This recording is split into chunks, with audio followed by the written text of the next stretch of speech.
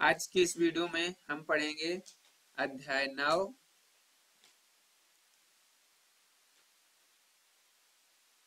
ठीक है, व्रत। इसके बारे में पढ़ेंगे। तो सबसे पहले हम व्रत के बारे में जान लेते हैं कि आखिर ये व्रत है क्या।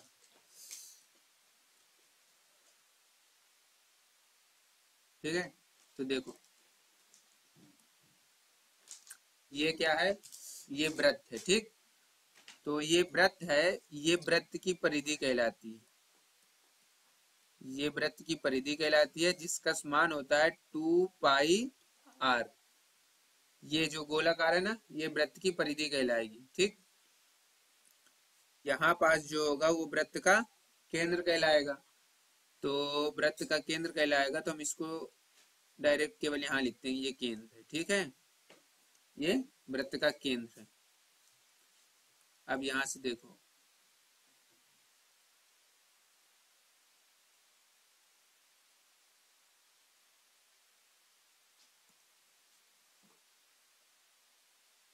ये व्रत की क्या है, त्रिज्या। ठीक है, तो ये व्रत की त्रिज्या। ठीक, यहाँ से यहाँ तक ये व्रत की त्रिज्या है। और अगर हम इसको भी करें, ये अगर देखो, जरूरी नहीं है कि ये भी त्रिज्या है। ठीक, त्रिज्या जो है ये भी त्रिज्या है, मतलब कि सिर्फ यहाँ से देखो, वृत्त की परिधि से वृत्त के केंद्र को मिलाने वाली रेखा वृत्त की क्या कहलाती है, त्रिज्या। तो यहाँ से ये वृत्त की परिधि हुई, ये वृत्त का केंद्र हुआ, तो वृत्त की परिधि से वृत्त के केंद्र को मिलाने वाली रेखा त्रिज्या कहलाती है। तो त्रिज्या यहाँ बस नहीं होती, त्रिज्या चाहे तुम यहाँ से इस तरह खींच दो, चाहे यहाँ से इस तरह खींच दो, ये क्या है, सब त्रिज्या। ठीक है, समझ में आया। अब देखो वृत्त का व्यास किसे कहेंगे, तो यहाँ से यहाँ तक ये पूरा, ये वृत्त का व्यास कहलाएगा। मतलब ए से लेके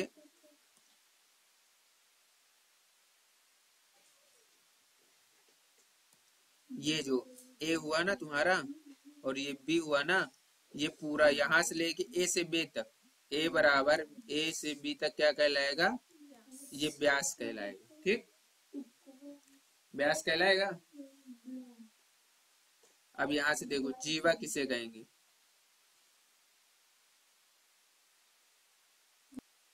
देखो तो त्रिज्या पता चल गई, परिधि पता चल गया, केंद्र और व्यास। ठीक, एक और होता है वृत्त की जीवा। तो जीवा पता है किसे कहते हैं, जीवा होती है यहाँ से लेके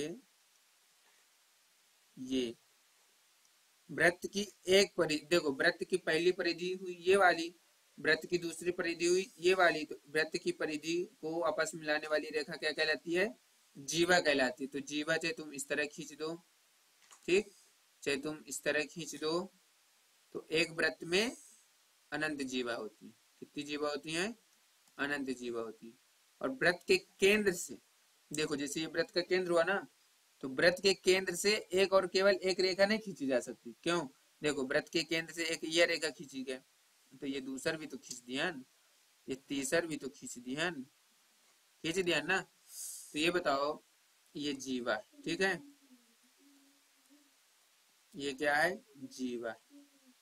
तो त्रिज्या समझ में आ गई, परिधि, केंद्र, व्यास और जीवा सब समझ में आ गया ना। कुछ पूछना हो तो बताओ। अब बाकी अगर इधर लिखना हो तो लिख लो। देखो पहला कि त्रिज्या की परिभाषा लिखवाना है कि समझ में गया, समझ में आ गया, नहीं लिखवाना ना, तो ठीक है तुम लिख लो, किसकी परिभाषा लिख लो। ठीक है, ये परिधि, परिधि बराबर होता है 2πr। ठीक, दूसरा वृत्त का क्षेत्रफल, वृत्त का क्षेत्रफल होता है, क्या होता है, पाई आर स्क्वायर। ठीक, वृत्त का क्षेत्रफल पाई आर स्क्वायर। अब तीसरा हुआ तुम्हारा वृत्त की सबसे बड़ी जीवा, जो वृत्त की सबसे बड़ी जीवा होती है, वृत्त की सबसे बड़ी जीवा, ठीक है, वृत्त बराबर व्यास। मतलब वृत्त की सबसे बड़ी जीवा वृत्त का व्यास होती है। ये क्वेश्चन, ये तीनों तुम्हारे एक नंबर में आ सकते हैं। ठीक है। आप चौथा क्वेश्चन तुम लिख सकते हो कि एक वृत्त में अनंत जीवा खींची जा सकती है, इसको लिखने की जरूरत नहीं है। ठीक है। तो चलो यहाँ तक कंप्लीट ना। अब ये वाला क्वेश्चन जो है इसको पढ़ लेना तुम, कि वृत्त की बराबर जीवाएं केंद्र पर बराबर कोण अंतरित करती हैं, ये सूत्र है तुम्हारा। ठीक। और इसको सिद्ध करना है, ये तुम्हारा होमवर्क है, इसको सिद्ध कर लेना। ठीक। कैसे सिद्ध करना है बताते हैं। और ये दूसरा तुम्हारा ये है कि यदि एक वृत्त की जीवाओं का द्वारा, तो ये वाला याद करना है, यदि एक वृत्त की जीवाओं द्वारा केंद्र पर अंतरित कोण बराबर हो तो वे जीवाएं बराबर होती है। ठीक। अब हम यहाँ चलते हैं।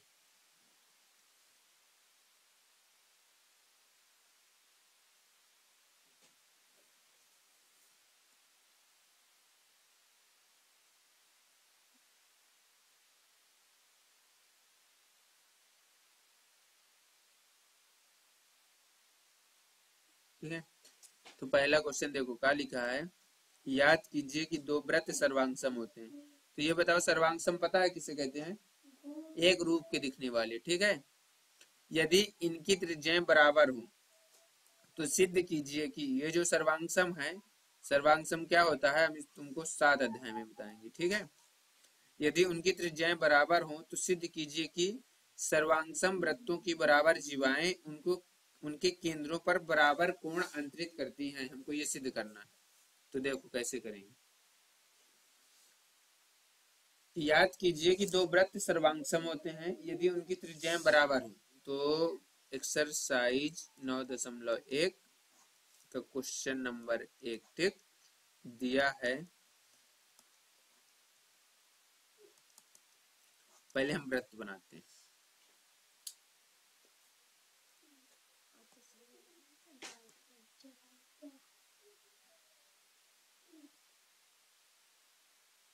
ठीक है।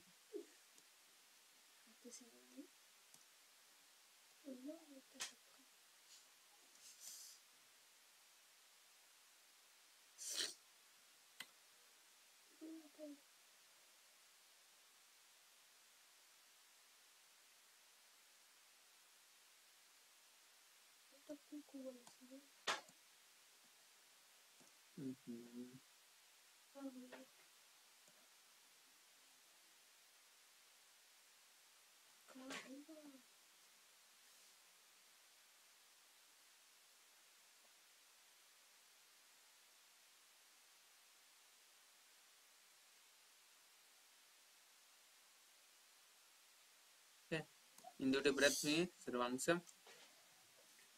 तो क्या लिखा है कि इनकी त्रिज्याएं क्या है? बराबर है। तो सिद्ध कीजिए कि सर्वांगसम वृत्तों की बराबर जीवाएं उनके केंद्रों पर बराबर कोण अंतरित करती हैं। तो जब तक तुम चित्र अच्छे से नहीं बना लोगे तो समझ में नहीं आएगा कि जीवा क्या है। ठीक है। देखो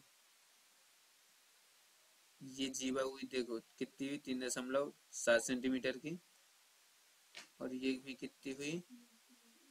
3.7 सेंटीमीटर की। बराबर जीवाएं हुई। ठीक। ये केंद्र हुआ, ये भी केंद्र यहां से हुआ। ठीक। ये हुआ और ये हुआ। ठीक। तो अब इसमें चलते हैं। तो ये हुआ केंद्र O, ये हुआ केंद्र O डैश। ठीक। इसका मान हुआ A, इसका मान हुआ B, इसका मान हुआ P, इसका मान हुआ Q।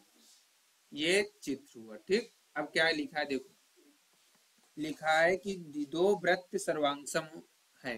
तो यहाँ लिखा है कि A दो, यहाँ से दो वृत्त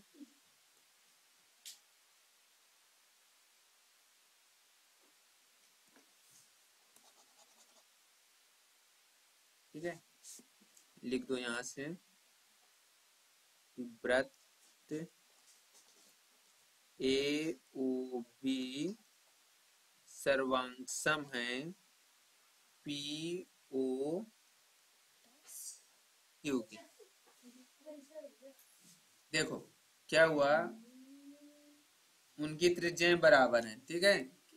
इन दोनों वृत्त की त्रिज्याएं क्या है, बराबर है, यानी कि ए ओ बराबर पी ओ डैश और बी ओ बराबर, देखो अब ये त्रिज्याएं क्या है, बराबर है, देखो त्रिज्याएं क्या है, बराबर है, ठीक है, ये त्रिज्याएं हैं और ये क्या है, बराबर है, दिया है। तो ज्ञात करना है, ये सिद्ध करना है, सिद्ध करना है, क्या सिद्ध करना है कि कोण ए ओ बी बराबर कोण पी ओ डैश क्यू, ठीक है, इन दोनों बराबर, ठीक, समझ में आओ कहे कैसे, ये समझ में, देखो यहाँ केवल हिंदी लिखा है और मैं यहाँ से ईमेल लिख दिया हूँ, तो समझ में आओ है कैसे लिखा है, झूरा मुड़ के बता रहे, ज्ञात करना है, सॉरी हम जानते हैं कि हम जानते हैं कि हम जानते हैं कि हम जानते हैं कि देखो अब इसमें हमको पता क्या करना है, सर्वांगसम सिद्ध करना है, क्या करना है, सर्वांगसम सिद्ध करना है। तो त्रिभुज ए ओ बी व त्रिभुज पी ओ डैश क्यू में, समझ में आओ या कहाँ से आओ, नहीं आओ, समझ में आओ ना, तो देखो ओ ए बराबर ओ डैश पी, त्रिज्याएं क्या है, बराबर हैं, ये दिया है, ठीक है, दिया है कि नहीं दिया, दिया है, और ओ बी बराबर क्यू डैश, ये दिया है, समझ में आ रहा कहाँ से आ रहा है ये, ठीक, और जीवाएं जो हैं बराबर हैं कि नहीं है, देखो क्या लिखा है, तत्वों की बराबर जीवाएं, जीवाएं क्या हैं, बराबर, एंटे लिखे हैं पढ़ी हम, देखो यहाँ एक और लिखना पड़ेगा कि ए बी बराबर पी क्यू, ये भी दिया कि ए बी बराबर पी क्यू, क्योंकि जीवाएं क्या हैं, बराबर है, जीवाएं बराबर है, ये सवाल में दिया है ना कि जीवाएं बराबर हैं, नहीं दिया, सवाल में दिया है ना, जीवाएं बराबर हैं, तो ए बी बराबर पी क्यू, यहाँ लिख लो ए बी बराबर पी क्यू, ये भी दिया है, ये भी दिया है, तो देखो जब ये सब दिया है तो त्रिभुज ए ओ बी जो है सर्वांगसम हो गया त्रिभुज पी ओ डैश क्यू के, सर्वांगसम हो गया, कौन से नियम से, भुजा भुजा भुजा, कोण, यस यस नियम मतलब क्या होता है, साइड साइड साइड, तो वही है भुजा भुजा भुजा, सर्वांग समता, हिंदी से लिखो भुजा, भुजा है ना हिंदी ना, भुजा, ये भी भुजा, सर्वांग समता, भुजा भुजा सर्वांग समता प्रमेय, समझ में आया, तो देखो ए ओ बी पी ओ, देखो यहाँ भुजा भुजा भुजा सर्वांग समता क्या हुआ, प्रमेय हुआ, ठीक, यहाँ तक समझ में आ गया ना, तो यह सर्वांग समता हुआ ना, तो देखो अब क्या हो जाएगा, सिद्ध क्या करना था कि त्रिभुज ए ओ बी जो है कोण पी ओ डैश क्यू, ये कहां से आया, सी पी सी टी से, आ गया समझ में, इसमें देखो ये जो तुमको सीपीसीटी जब जो है ना, ये तुमको सब 7 अध्याय में समझ में आएगा कि सीपीसीटी है क्या से, ठीक है, ये 9 अध्याय, तो देखो कहां से आया, ये अगर देखो ये सर्वांग सम, ये पहले ये बताओ ये जो लिखा हुआ है, ये समझ, ये लाइन में कहीं दिक्कत है, फिर आगे हम बताते हैं कि कहां से आया, दिक्कत है, कहीं दिक्कत तो नहीं है ना, बन जाएगा सवाल, अब देखो आगे, ऐसी बात, शांत रहो प्लीज, देखो अब इसमें क्या हुआ, सीपीसीटी में, सीपीसीटी का मतलब क्या होता है कि सर्वांग समता भुजाओं की जो सर्वांग, देखो जो सर्वांगसम त्रिभुज होते हैं उनकी जो भुजाएं होती हैं वो आपस में क्या होती हैं, बराबर होती हैं, तो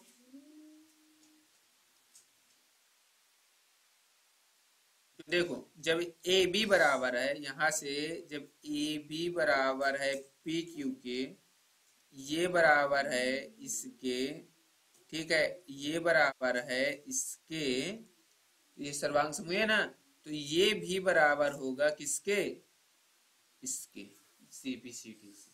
समझ में आया? तो यहाँ लिख सकते हो, क्या लिख सकते हो, ये लिखना पड़ेगा तुमको मेन, अतः, अतः वृत्त की बराबर भुजाएं, वृत्त की बराबर जीवाएं, ये वाला लिखना है। ठीक है, तुम्हारा ये वाला भी हल हो गया।